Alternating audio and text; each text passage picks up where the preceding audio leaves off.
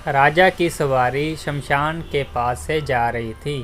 तभी राजा की नज़र एक गरीब ब्राह्मण के ऊपर पड़ती है जो शमशान घाट के बाहर ही खड़ा था। राजा ने पूछा, हे ब्राह्मण, तुम नगर में ना होकर जहाँ पर क्या कर रहे हो? अरे राजा जी, नगर के सभी लोग एक न एक दिन इसी जगह आएंगे, तो मैंने सोचा मैं पहले ही जाकर वहाँ पर खड़ जाता हूँ। अरे भाई, तुम पागल हो क्या? जब तेरी बारी आएगी लोग तुम्हें अपने आप ही उठाकर जहाँ पर ले आएंगे।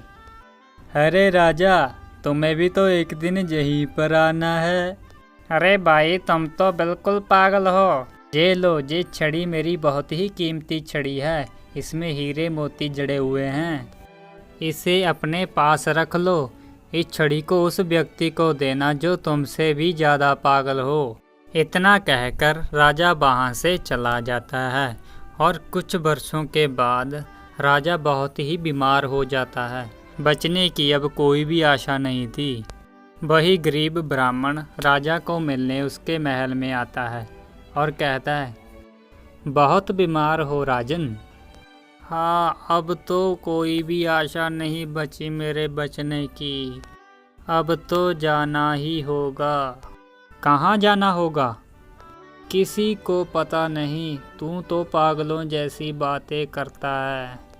सामान तो बेच दिया होगा और मंत्रियों और नौकरों को भी बेच देना। तुम तो वही पागल के पागल हो। ये सब कैसे हो सकता है?